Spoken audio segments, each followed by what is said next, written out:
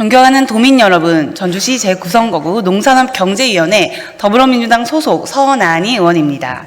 원칙도 없고 적극성이라고는 찾아볼 수 없는 출연기관의 금융자산 운용 방식에 대해 질문을 드리고자 합니다. 통계청이 발표한 2022년 지역소득 자료에 따르면 전북지역 1인당 평균 소득은 2,226만 원입니다. 25세에 직장 생활을 시작한 전북 청년이 내 집 마련을 위한 종잣돈 2억 원을 모으려면 매월 발생하는 고정비를 줄여서 평균 연 1천만 원을 저축했을 때 20년이 걸립니다. 그래서 목표한 금액을 하루라도 빨리 모으기 위해서 매년 다양한 금융상품을 비교하고 조금이라도 높은 금리와 수익률을 선택하기 위해 다양한 계획을 세워서 운용합니다. 그런데 도민의 혈세를 바탕으로 시작한 출연기관의 금융자산 운용 행태를 보면 개탄스럽기만 합니다. 전북특별자치도 출연기관은 15개로 정관에 기재된 현금성 기본재산 총액은 2023년 기준 2,956억 원 정도입니다. 또한 출연기관은 기본재산 운용을 통해 발생한 수익을 설립 목적 사업으로 사용하고 있습니다. 따라서 기본재산의 적극적인 운용은 도민의 공공복리를 위한 사업의 확대와도 직결되기에 매우 중요한 업무이며 철저한 검토가 필요합니다. 전북특별자치도로부터 제출받은 2021년부터 2023년까지 출연기관의 현금성 기본재산 운용을 위한 적용금리를 보면 천차만별입니다. 2021년은 0.84%에서 3.2%로 2.36% 차이, 2022년은 0.98%에서 5.2%로 최대 4.22% 차이, 2023년은 1.35%에서 5.2%로 3.85%의 차이를 보이고 있습니다. 같은 연도에도 이렇게 큰 차이를 보이는 것은 일부 기관이 금융자산 수익 제고를 위한 노력이 부족함을 말해주고 있는 것입니다.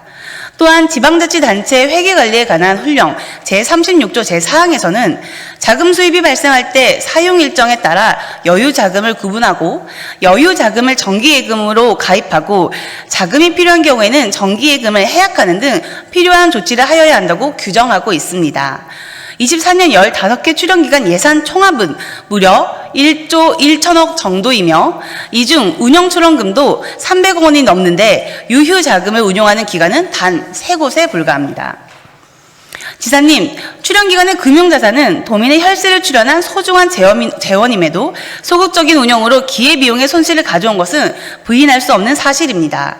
주거래 은행을 선정하는 기준도 없어 수의계약이나 임의선정을 통해 낮은 금리를 적용받아 운용하고 수시 입출식 통장의 거액을 방치해온 지금의 현실을 어떻게 생각하는지 견해를 말씀해 주시기 바랍니다. 또한 출연기관의 금융자산 수익률 제고를 위해 어떤 대안을 마련할 것인지 구체적으로 답변해 주시기 바랍니다. 출연기관의 금융자산 운용의 문제는 여기서 그치지 않습니다. 지사님께서 이사장으로 있는 전북특별자치도 평생교육장학진흥원의 경우는 기본재산의 96%인 124억 정도를 2016년에 2건에 걸쳐 104억을 2020년에 한 건에 걸쳐 10억 원의 규모로 개인 연금 상품에 가입해서 운용하고 있습니다. 보험 상품을 계약하기 위해서는 계약자, 피보험자, 수익자가 지정되어야 하며 피보험자는 반드시 자연인으로 지정해야 합니다. 기관에서 운용 중인 보험 상품은 직원을 피보험자로 지정하여 보험에 가입했고 보장 내용은 피보험자가 보험기간 중 보장 개시일부터 1개월 이후 매월 월 계약 해당일에 살아있을 때, 보험기간 중 사망했을 때, 보험기간이 끝날 때까지 살아있을 때의 사유에 대해 연금 월액, 사망 또는 만기보험금을 지급한다고 되어 있습니다. 금융자산을 증식하기 위해 다양한 방법을 강구할 수 있지만 공공자금으로 개인 생명을 담보하는 금융상품에 가입해서 운용하는 것이 도민의 정서와 공직자 윤리에 합당한 것이라고 생각하는지 지사님의 견해를 밝혀주시기 바랍니다. 또한 피보험자로서의 권리를 사전에 차단하기 위해 본인이 신분상의 변화가 생겨도 어떠한 권리를 주장하지 않겠다는 확약서까지 받아서 공증을 받았는데 임원도 아닌 힘없는 직원에게 이런 부담까지 주면서 보험 상품으로 운영해야 하는 이유와 혹시라도 직원 퇴사 시 어떻게 관리하실 것인지 설명해 주시기 바랍니다. 해당 보험상품 관련 제출된 자료를 보면 2016년 57억 원씩 가입한 2건의 상품은 선취 수수료 및 보험관리 비용을 2억 5천억과 2억 7천원을 제한 나머지를 적립해서 운영하고 2020년에 가입한 10억 원의 상품은 3천만 원을 제한 나머지를 적립해서 운용한다고 명시되어 있습니다. 지사님께 묻겠습니다. 기관 기본자산의 96%인 124억 원이라는 엄청난 금융자산을 운용하는 대가로 5억 5천만 원을 치르는 것이 상식적인 의사결정이라고 생각하십니까? 또한 다양한 금융기관에서 분산해서 리스크를 관리하는 것이 기본 상식인데 96%를 보험사에 운용하게 된 이유가 무엇인지 답변해 주시기 바랍니다.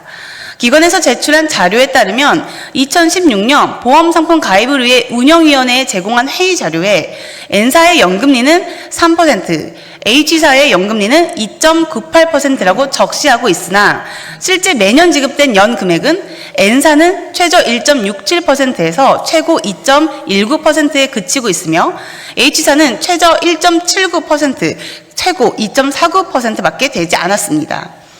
해당 보험상품의 설명서에는 연금 공시 이율은 매월 1일 회사가 정한 이율로서 매월 말일까지 1개월간 확정 적용되며 공시 이율이 변경될 경우 연금액도 변동된다고 설명하고 있습니다. 결국 확정금리가 아니고 매월 변동하는 변동금리를 적용받고 있는 것입니다. 이 사회는 이런 내용을 알고도 이런 결정을 한 것입니까?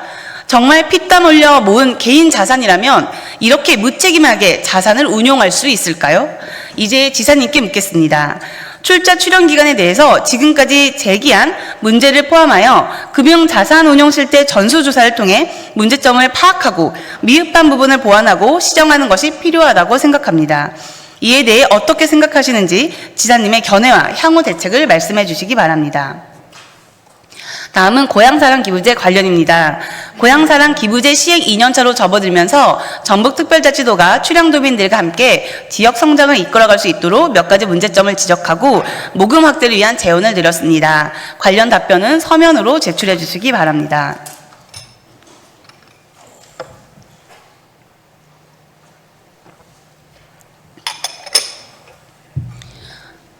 다음은 시행 3년차에 접어든 지방소멸대응기금 관련 문제점과 제언을 말씀드리고자 합니다. 앞서 드렸던 질문 중 3-1, 3-2, 3-3의 질문은 서면으로 답변해 주시기 바랍니다. 그리고 지방소멸에 대응하기 위해서는 장기적인 비전을 세우고 이에 대해 대응할 수 있는 전문 인력을 육성하고 확보하는 것이 매우 중요한 문제입니다. 정책 역량을 강화하기 위해 전문 집단으로 변화하고 육성하는 등 관련 시스템을 재정비하는 것에 대해 어떻게 생각하시는지 견해를 밝혀주시고 계획을 말씀해 주시기 바랍니다. 지방자치 분권 및 지역균형 발전에 관한 특별법 시행령에 따라 2024년부터 지방소멸기금에서 광역지자체로 배분되는 금액 중 일부는 지역활성화투자펀드로 조성되고 그 규모는 정부, 산업은행 출자금과 함께 매년 3천억 원 정도가 됩니다. 행정안전부에 따르면 지역활성화투자펀드는 지역 민간 주도의 대규모 투자를 추진하기 위해 마련된 제도로 사업당 2천억 원 투자를 목표로 하고 있다고 합니다.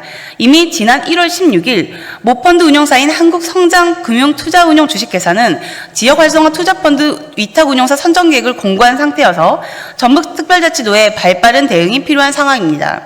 그러나 사업 시행까지 복잡한 절차가 많아 자칫 행정력과 지방재원만 낭비하지 않을까 심히 염려가 됩니다. 이에 지사님께 묻겠습니다.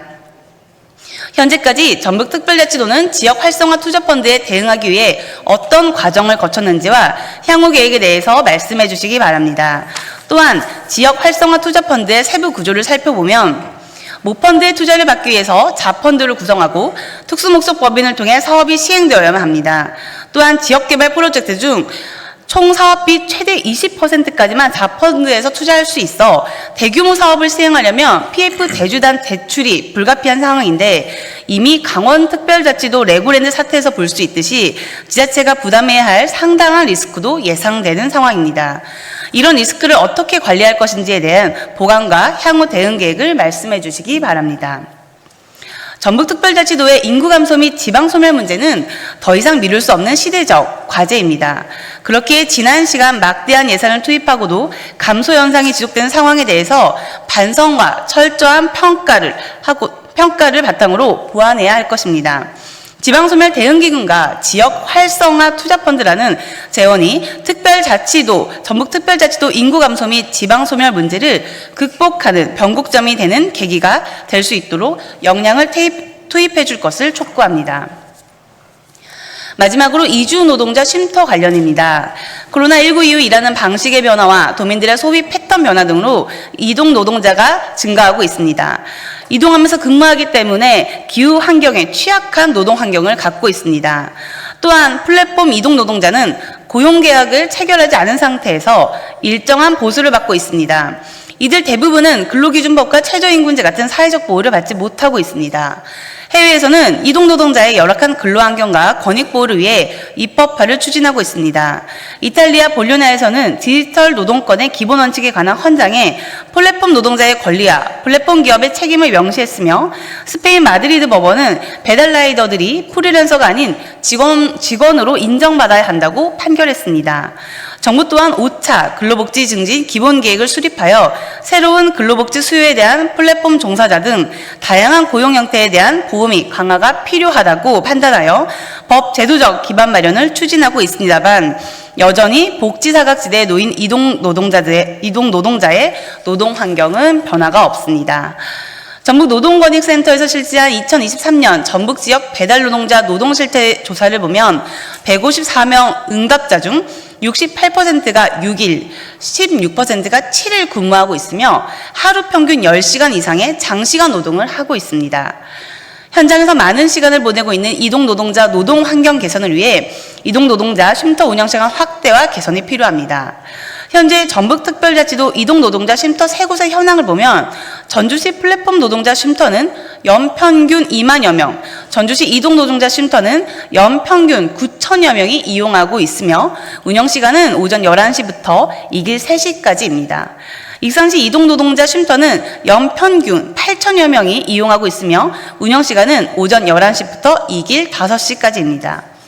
전북특별자치도 이동노동자 쉼터 3곳은 연평균 3만 7천여 명이 이용하고 있습니다.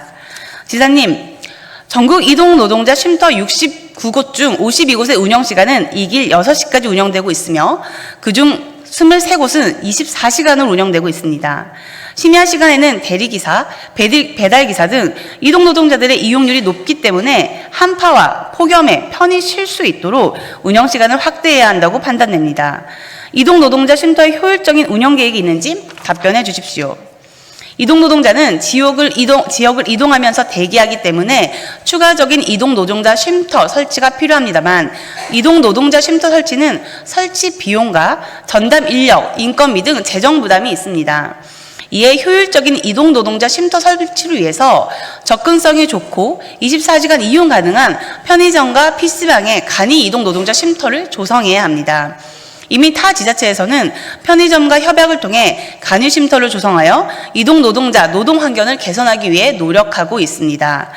지사님, 상대적으로 이동 인구가 많은 곳에 위치한 편의점과 PC방에 간이 이동노동자 쉼터를 설치한다면 설치 운영 비용을 절감하고 다수의 쉼터 운영을 할 수 있기 때문에 더 많은 이동노동자의 안전한 노동 환경을 조성할 수 있습니다. 본 의원의 제안에 대해 지사님의 견해를 말씀해 주시고, 구체화된 이동노동자 편의와 복지 환경 개선을 위한 계획은 무엇인지 말씀해 주십시오. 이상으로 도정 질문을 마치도록 하겠습니다. 장시간 경청해 주셔서 감사합니다.